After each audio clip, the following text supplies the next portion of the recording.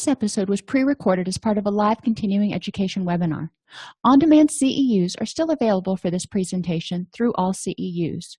Register at allceus.com/counselor toolbox.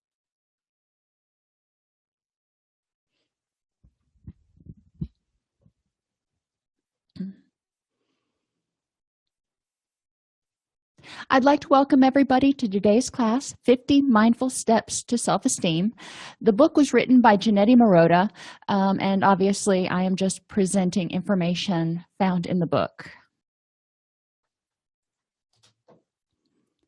What we're going to really look at here, we're not going to go through the book in depth, step by step, because obviously if this is something that sounds like it's a really good fit for you, you're going to want to read the book. But I am going to hit the highlights and talk about how self-esteem is developed and how mindfulness activities can really be used to help enhance self-esteem. One of the things in this book that I didn't like as much was the fact that that connection really wasn't made between why are we doing this particular activity and how does it build self-esteem. So that's really going to be my goal throughout this presentation, is to connect the dots for us. We'll explore how physical sensations give clues to what's important and whether you're living in harmony with your values, whether it's your head saying this is good, your gut saying and your heart, and whether that's telling you that it feels like it's something you should do. So we're going to talk about head, heart, and gut honesty. We'll identify and address thinking errors that may keep you stuck. We'll evaluate how emotions and the heart contribute to the development of self-esteem. And we'll examine how the environment impacts your self-esteem.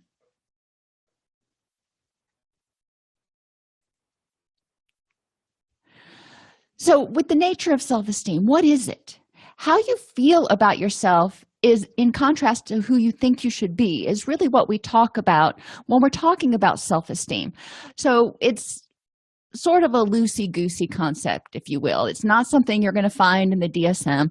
It's just a concept or a construct that we are trying to help people understand more about themselves. The more rejecting you are of yourself, the more distress you experience. So if somebody is constantly telling themselves they're not good enough, or they're stupid, or they're fat, or they're ugly, or they're lazy, well, yeah, they're not going to feel too good about themselves. Imagine how you would feel if somebody was constantly telling you that. So whether the rejection is coming from within your own head or from someone else, it's still creating a negative impact on the self-esteem. And the more rejecting a person is of themselves, they're telling themselves they're not good enough, then they seek other people to tell them they are okay and say, no, honey, you're fine. So it's important that people have their own self-esteem and their own ability to tell themselves, I'm good enough, I'm smart enough, and gosh darn it, people like me. In order to develop healthy relationships, you need to feel good about yourself. Self-esteem is basically your relationship with yourself. It's you telling yourself you're okay. It's you being your own best friend. So before you can have a healthy relationship that's based on mutual respect and not just forming relationships to find somebody to validate you, you have to have good self-esteem. In order to develop healthy relationships, you also need to get in touch with yourself and your true values. When you're forming relationships with someone, you don't have to agree on everything. You may only agree on one or two things, but if those one or two things are very salient in your life, then you may end up being fast friends.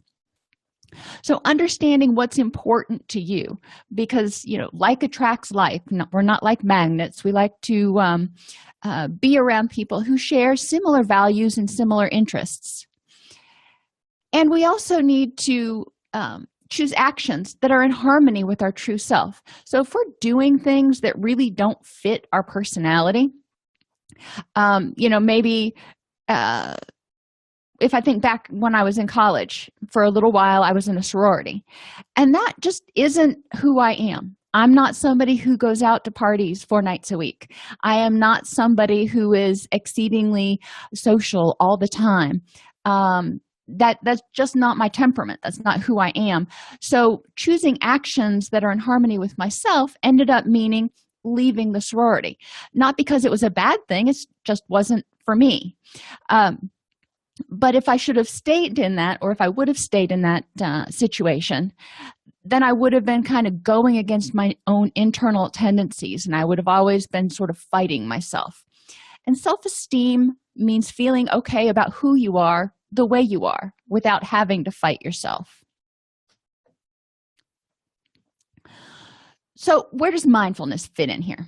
Mindfulness teaches people to live in the moment, so they're not stuck in guilt or resentment of the past.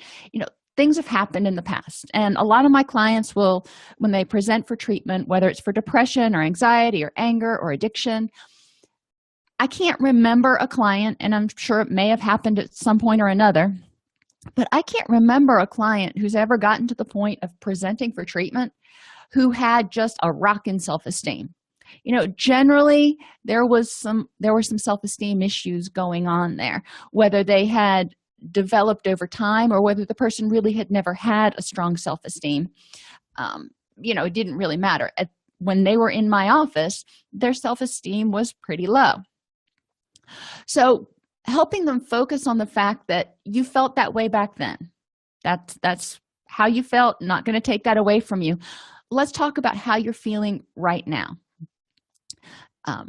Not being paralyzed by fear of the future. People who have low self-esteem often have a lot of anxiety because they fear rejection, they fear failure, they fear isolation.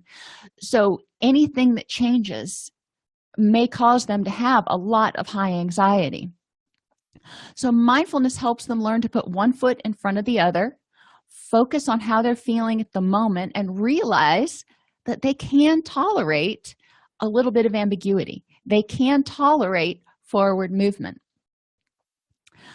The cornerstone of mindfulness is acceptance. So when we're teaching people to be mindful, we're teaching them to accept how they feel non-judgmentally, letting it be, not saying I shouldn't feel this way, and being patient with themselves and with the situation. So when we think about self-esteem, again, if we're experiencing a situation, we experience it non-judgmentally. It's just it is. You went to work, you got your evaluation, it wasn't what you had hoped it was. It is. It doesn't mean you're a bad employee. It doesn't mean that the world is going to come to an end. It is. Letting the feelings of frustration or guilt or resentment or anger or disappointment be. That's just where you are at that point, and not judging yourself harshly, because self-esteem is something that's always evolving. We aren't perfect. Oh my gosh, none of us is perfect. So even if you think of yourself as a relatively intelligent person, occasionally you're going to do some things that are really kind of silly. Are you going to let that negatively impact your self-esteem? Or are you just going to accept that, you know what, sometimes I goof? Hopefully we can get to that point with our clients where they can accept lack of perfection. They can just be non-judgmental about it and see it as it is, and maybe find some positives in it eventually. Mindfulness teaches that when you trust yourself and act with awareness and purpose, you become more self-reliant. When some of my clients are in early recovery, they've spent so much time minimizing, denying, blaming, justifying, rationalizing, that when they start getting honest and doing the next right thing, it's really scary. And they know what they're supposed to do, but their addicted mind says, nah, you really don't want to do that, or that's going to be hard, or you're going to fail. But they trust themselves, and they do the next right thing, the acting with awareness and purpose, because they want to start living that recovery lifestyle. And lo and behold, they realize that they were able to do it. So they increased their sense of self-reliance. And sometimes that'll happen, and whatever they did, they acted with awareness and purpose, and it fell flat. Well, they can realize from that they can also tolerate failure. They don't need somebody else to pick them up. They can exist even if it's imperfect.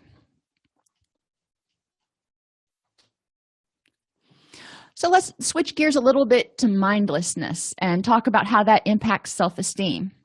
When we ignore or invalidate how we feel, we're telling ourselves that our feelings are not important.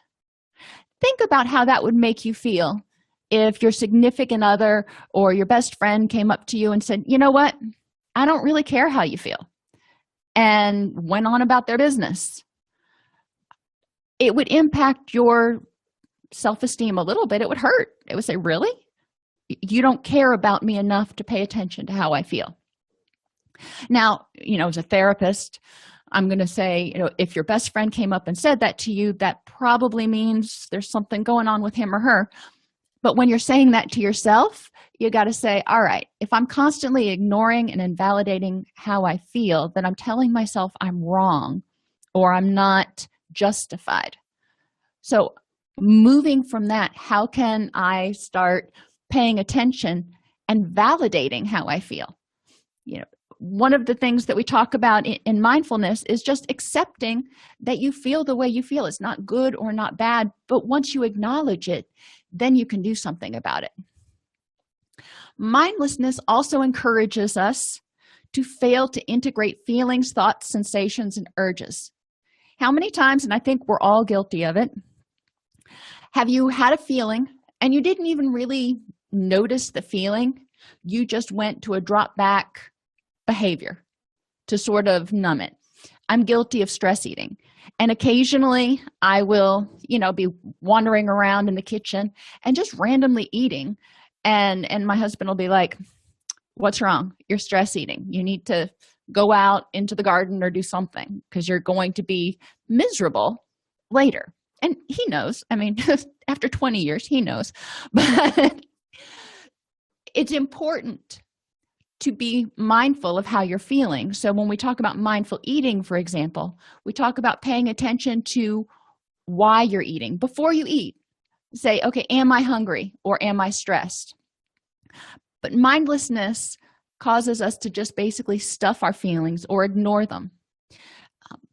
When we're running on autopilot and not making time for things that are important, which is getting us closer to where we want to be, how does that impact our self-esteem?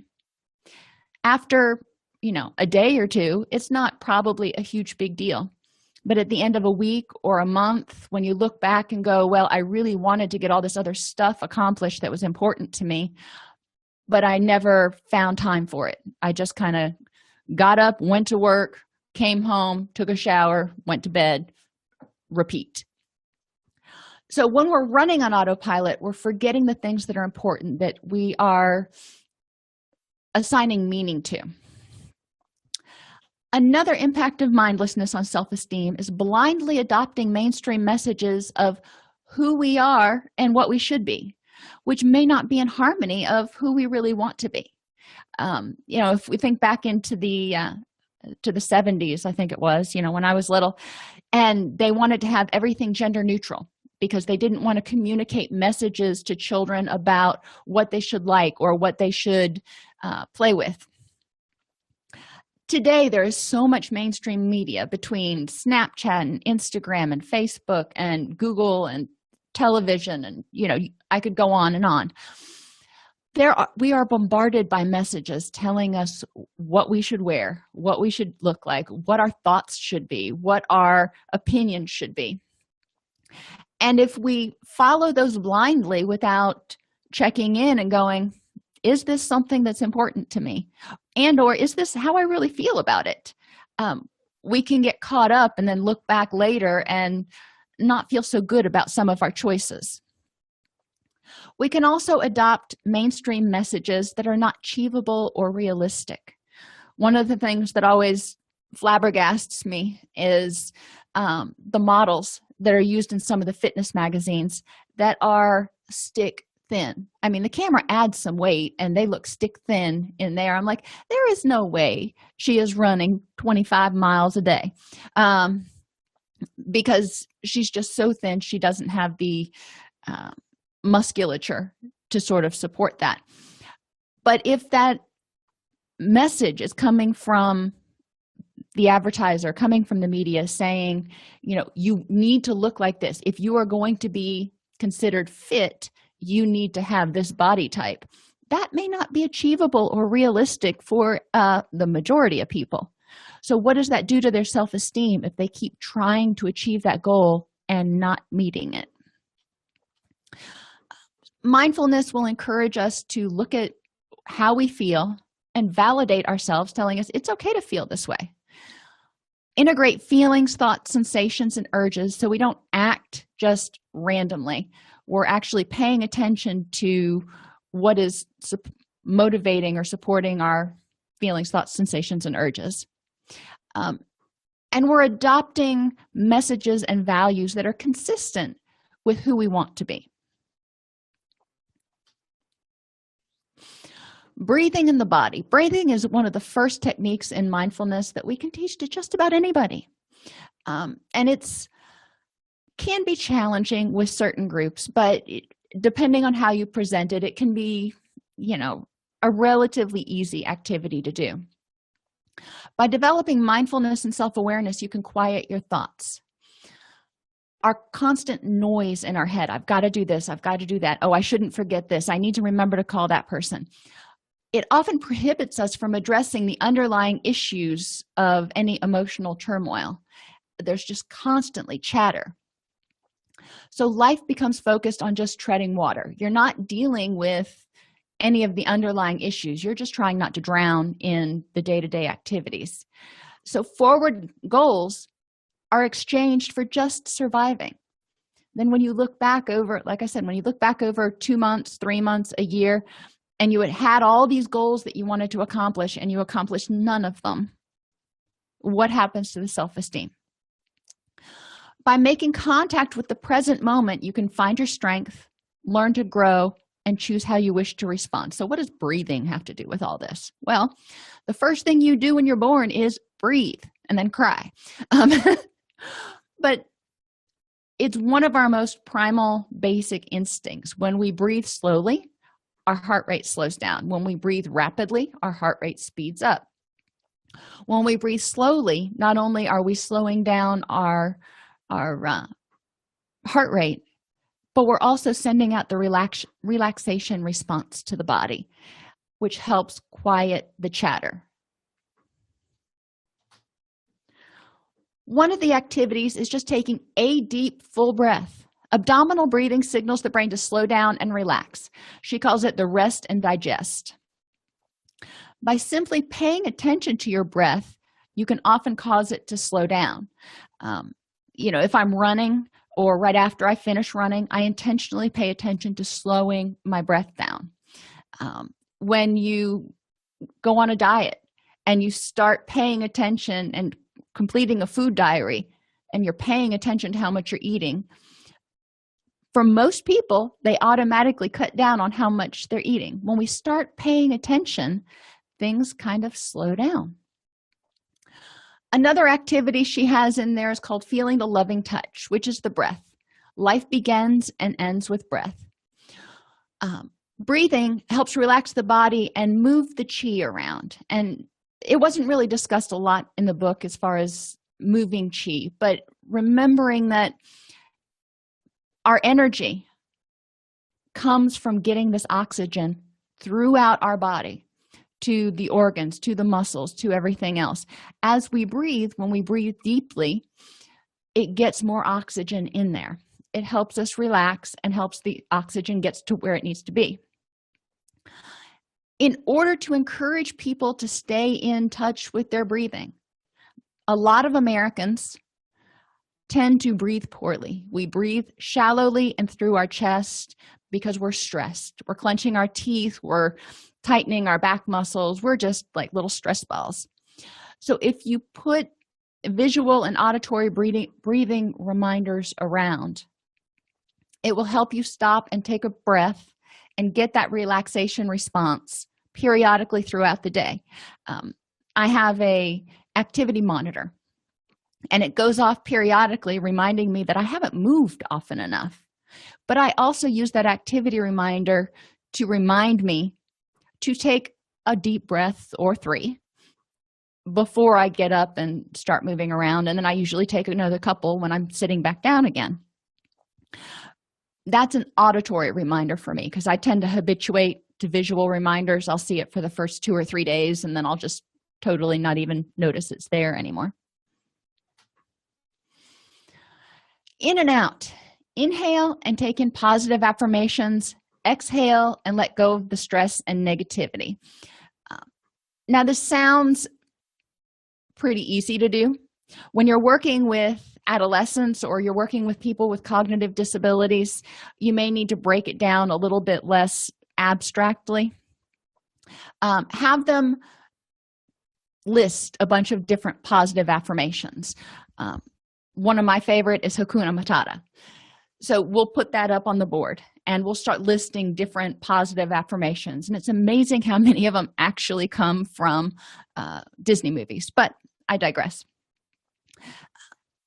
As people figure out a positive affirmation that they want to hold on to, when they start to get stressed, you want to just remind them to breathe in and tell themselves that. And when they breathe out, feel the stress kind of leaving their body, because stress is a lot of heat and energy. Taking another step further, imagine inhaling a cooling, calming blue air and exhaling the stresses, which could be red, black, or gray. So if somebody is more visual in nature, obviously the second one that talks about the blue versus the red can give them something to really visualize when they're doing this activity. Read the inscription. Pay attention to what your body is trying to tell you. Last year, this actually has been a little more than a year now, I was having a lot of heart problems, and I would start feeling a tightness in my chest, and it just kind of wouldn't go away. And I ended up naming it Lenny from Of Mice and Men. And Lenny would just sit on my chest, and I couldn't get rid of him. So what was my body trying to tell me at that point in time? Was it a physiological heart issue? Was it stress? Was it panic? What was going on that I needed to read on the inscription to figure it out? Because it was a symptom. When you pay attention to what your body's telling you, you're going to be living more in harmony with your values. You're going to be getting closer to where you want to go. And or you may be able to tell yourself, I feel really stressed about this right now. Positive affirmation, I can get through this, or this is what I need to do to cope with it. It's important to practice noticing points of tension, tightness, or heaviness and feel them relax or loosen as you exhale. So these are all still breathing exercises, but we want to encourage people to become more in tune with their bodies. As Americans, especially, we tend to somaticize a lot of our stress and anger and anxiety and dysphoria. So if we pay attention to what our body is telling us, we can identify when we are starting to have emotional turmoil and address it from there. If we're having emotional turmoil, then we want to go back to the self-esteem and say, I'm good enough, I'm smart enough, and gosh darn it, people like me, and what is it that is this burr under my saddle right now? Because as you feel strong, as you feel capable, as you feel more resilient, you're able to handle life's stresses as they come along. Thinking in the mind. One activity that I kind of like is the fly on the wall or an impartial witness. If you were sitting in a situation that was, maybe you were in a meeting and it wasn't going so well, and you took a break from the meeting, and generally what we're thinking at that point is what we are thinking, what we are feeling. Oftentimes when we're in an emotionally charged situation or state, it's hard for us to take multiple perspectives and take a time out and go, okay, what might be going on? So this activity can kind of help sometimes, because you can say, what would that fly on the wall tell me was happening? If that fly had to describe what they're seeing, what would they see? Stop sorting things into good and bad. Go through the day, just to kind of get a clue about how often we do it, because I mean, everybody does it. Some people do it more or less. Instead of sorting things into good and bad, they just are. It was raining today. Is that good or is that bad? Well, why do you need to put that into a pile? I didn't go to the gym today. Is that good or is that bad? You can argue both sides of the coin, but why argue about it? That's what happened. Too many times people spend so much time sorting, and they focus or pay more attention to the bad stuff. A lot of times they'll artificially elevate the number of bad things. So we want to have people just stop it. Instead of looking at things as bad or good, they just are. Encourage them to see the whole elephant. Back to Lenny again. We want them to look at the issue. What's going on at that point in time? But what are the strengths? Because every situation has good and bad. So what are the problems and what are the strengths? If the person is not feeling very good about themselves because they lost their job, they may feel like they failed. They may feel like a failure. And we want to say, are you a failure at everything? Because that's kind of a global statement. So you got fired from your job. Good or bad, it's what it is. So what are the strengths that you have that can help you overcome this? And what are the positives of this situation? Maybe they didn't like that job. Maybe they can find another job. Encouraging people to not take one situation or one event and take it in and have it reflect who they are as a whole person. If they're walking down the street and they trip and they wipe out and fall on their face, and gosh knows I've done that.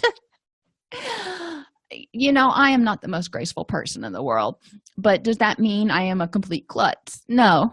It just was not one of my better days. I didn't take it as a stable, global, internal attribution.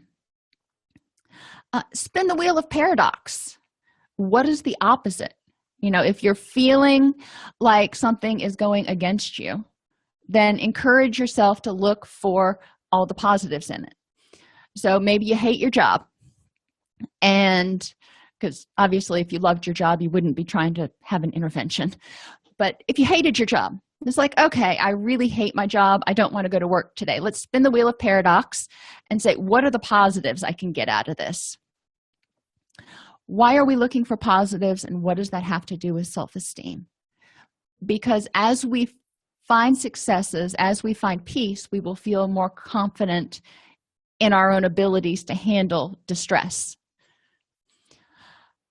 You're driving to work and traffic. Oh my gosh, traffic is backed up. You're going to be 45 minutes late. Well, yeah, that may kind of stink. What are the positives? Well, you weren't the one that was in the accident that caused the traffic jam. Maybe you can start making phone calls or checking your email if you're at a complete standstill.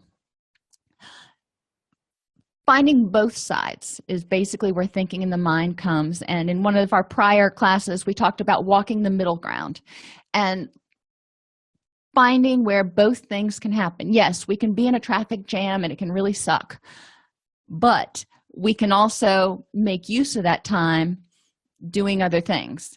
And it may just be doing breathing exercises, but okay, so cool. You have time to do some of your breathing exercises. And encouraging the no blame game. Yeah, not the blame game, but the no blame game. Not blaming yourself for everything, not blaming other people for everything, because generally everybody has a little part in it. So instead of using the energy to blame anybody, figure out how to fix it. Figure out what the positives are, figure out what the issues are, figure out how you got to this point, and figure out how to make it not happen again. When people experience successes, when they're able to fix things that go wrong, when they're able to see things as not catastrophic, they will start seeing themselves as stronger people. Emotions in the heart. I told you we were going to talk about head, heart, and gut honesty. um, now we're moving on to the heart. And our heart's kind of small. It's about the size of our fist, but it's bigger on the inside. Encouraging people to recognize all the emotions contained within their heart. There's love, there's empathy, there's compassion, there's curiosity. There are a lot of emotions that are contained within the heart. And no matter how much you love somebody, there's always room to love somebody else. It's not like there's a finite amount of love you have to give. And encourage people to cultivate warm-heartedness, not just towards others, but again, we're talking about self-esteem here, toward themselves. What would they tell themselves or tell other people? And whatever they would tell other people, they need to turn around and tell themselves. Plant your garden. And I like this one. Around my house, when we first moved in, I ripped out the majority of the shrubbery because my feeling, whether it's right or wrong, it just is, if I'm going to put that much effort into taking care of something, it darn well better produce something for me. So I replaced everything with edibles. When you plant your garden, you've got to choose. You only have so much time to cultivate a good garden. You can't just plant 150 things and tend to 6 of them. So when you plant it, choose what you're going to care about. There are a ton of things you would love to do, but what is going to be your focus? When we focus on too many things, a lot of things tend to wither and die. So encourage your clients to figure out which plants they're going to cultivate. And sometimes, you can take this metaphor out and talk about companion planting and all kinds of stuff if gardening's your thing. But sometimes it's helpful to actually do sort of a visual representation of the garden so they can see what they want to care about, but then they can also focus on, are they giving it water? Are they making sure it's getting sunlight? Are they taking care of it? Tend and befriend themselves. They need to tend to their own needs. They need to become aware of what's important to them, and then they need to be their own best friend. Some days you wake up and you're like, I would really, I do. I would really love to just sit around in my jammies all morning and drink hot chocolate and watch cartoons because that's where I am today. And that's okay. I'm like, all right, well, let's do it. So myself and my dog and cats and whoever else wants to does. But being kind to yourself and not saying, well, you shouldn't, you're almost 50 years old. You shouldn't be watching cartoons. Well, the heck with that. I will be my own best friend. People don't need someone else to take them out to dinner. People don't need someone else to constantly provide rewards. We need to learn how to provide rewards for ourselves. Now, is it cool to have somebody else to take us out every once in a while? Sure. But it's important that people can provide their own rewards. Encourage them to count their blessings or do a gratitude list, however they want to phrase it. What is going right in your life? And what part did you have in that? Because guess what? You probably had a big part in that. Life doesn't just happen, and especially if everything is going, relatively well, that means there was probably some hard work and dedication, and it wasn't just luck. So let's look at what's going really good and how you've cultivated that. And delight for others. Sometimes we can get the greatest amount of joy in being happy for someone else instead of being jealous or envious and thinking, well, I should have that. We can be happy for them. Yeah, they have it. Wonderful. Awesome. Does it make us any less worthy or any less of a person because we don't have that? No. Looking at other people's successes in terms of great for them is a lot better on our self-esteem than looking at their successes and going, well, I should have been able to do that. And being in the world. Claim your emotional baggage, please. Don't let it stay on the conveyor belt. How many times have we've been guilty, or have we had clients come in who've had the same baggage that just keeps coming back? Maybe it's the same basic dysfunctional relationship that comes over and over and over again. A part of that as clinicians is for us to say, okay, clearly there's something that's not getting resolved here, so we need to do something a little bit different. But as clients or people who have baggage on the conveyor belt, it's also up to that person to go, I need to figure out how to get this baggage off. And don't give it to somebody else when you take it off. Don't say, okay, this is your problem now. Don't blame other people for your situation. It's important to claim it and go, this is my stuff. I'm sorry. I'm having a really bad day today. I'm not going to blame you for making me feel X, Y, and Z. It gives people a sense of personal power to go, yeah, it's my stuff. But you know what happens when we say that, yeah, that's my stuff? We can say, and I am going to let it go. If we give it to somebody else, then we've got to wait to figure out what they're going to do with it. So when we claim it, we take power over it, and we can choose what to do with it. Listen, just listen.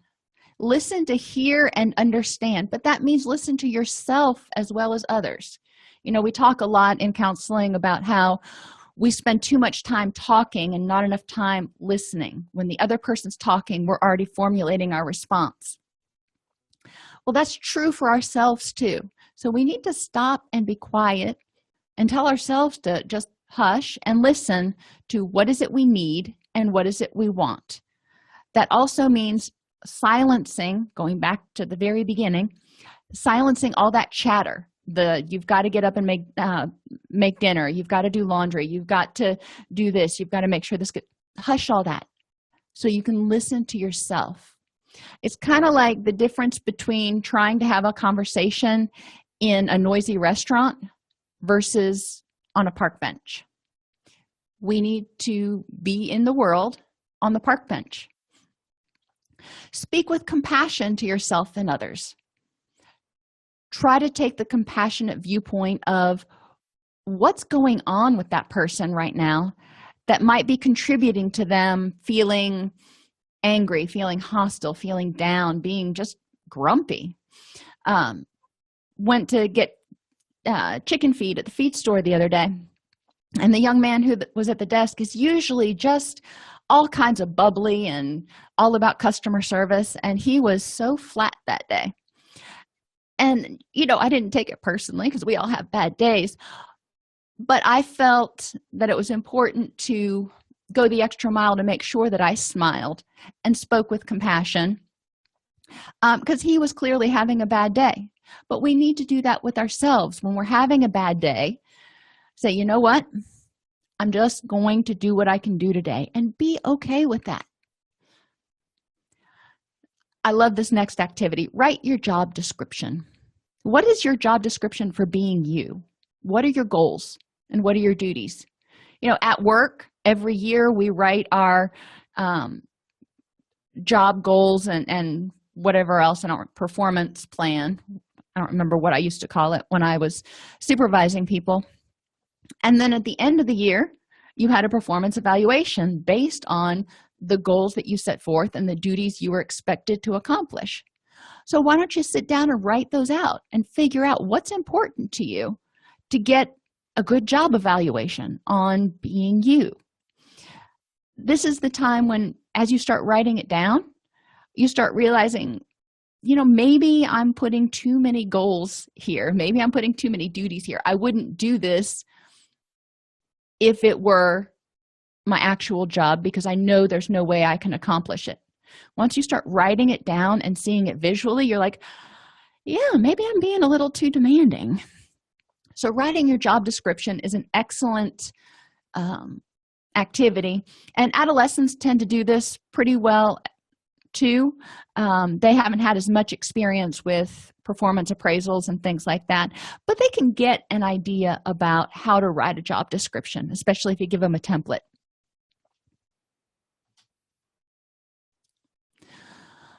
So ultimately, the goal is to realize that self-esteem begins in childhood.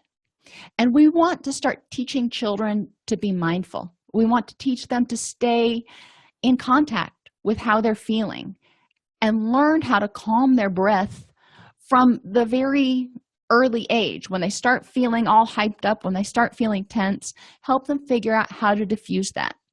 We want to help them figure out what their values are and what's important to them. We want to help them be aware of themselves so they can identify their strengths and develop their me identity. So, who are you as an individual?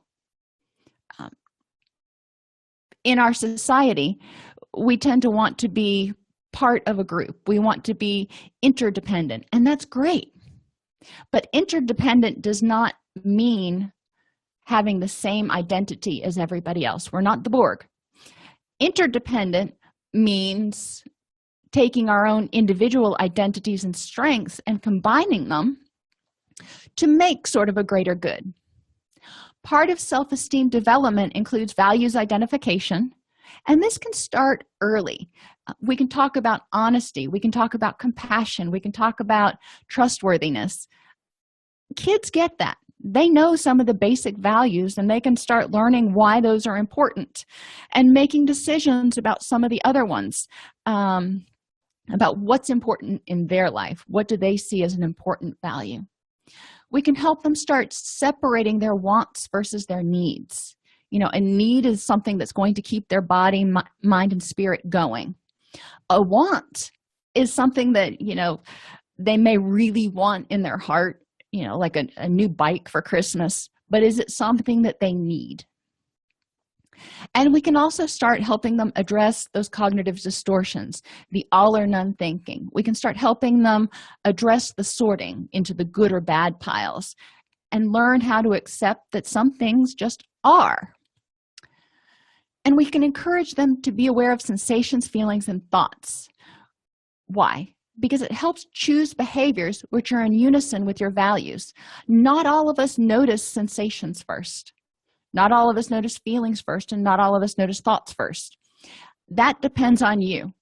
I may notice that I'm being a negative Nelly as my first clue that I might be under stress. On the other hand, other people may feel a knot in their stomach and go, "Ooh, I think something's going on," or "I've got food poisoning." But I digress. Probably something's going on. And still other people may hone in on those feelings, and they know they're angry. They don't know what they're angry about right now, but they know there is something that is ticking them off. Whatever it is that they're most in tune to, helping them integrate those will help them figure out how they're feeling, thinking, and choose behaviors that can help them feel happy. Being aware of these sensations can help support people through the difficult moments. Knowing that this tightness in your stomach before you go out and do a speech in front of 100 people, this is your anxiety. Strong self-esteem and a sense of self-awareness, acknowledging that anxiety and saying, "All right, it is what it is," can help people learn that they can move through the difficult moments. They can experience distress and succeed. Being aware of all these things also silences the critics, because a lot of times the critics are the ones that are bringing on some of these thoughts and sensations. They're heckling you. Silencing the critics, you can say, "No, that's not how I feel about that," or "That's really not how I think," if the critic is saying you should feel this way. And it helps you clarify who you are and what you want. Because ultimately, self-esteem is feeling good about you, not what your mother thinks about you, not what the woman down the street thinks about you, not what your boss thinks about you, but how you feel about you. Because once you have that, then you are going to start attracting other people who have a strong sense of self and can say, "You know what? We can have differences, but we can be friends. We can have different experiences, but we can share those to make something that's a stronger something." So kind of to tie it all up in a bow, mindfulness is really just a tool to help people get in touch with what's important to them and to silence the critics and the negativity that often dashes a lot of self-esteem, so people realize and become more aware when they're being unjustly negative and critical of themselves, and holding them to a standard that they wouldn't hold their child or their best friend, or for that matter anybody else, to. We want people to feel good about themselves. Until they do, they're going to experience dysphoria at some point or another. If you enjoy this podcast, please like and subscribe either in your podcast player or on YouTube. You can attend and participate in our live webinars with Dr. Snipes by subscribing at allceus.com/counselor toolbox. This episode has been brought to you in part by allceus.com, providing 24/7 multimedia continuing education and pre-certification training to counselors, therapists, and nurses since 2006. Use coupon code Counselor Toolbox to get a 20% discount off your order this month.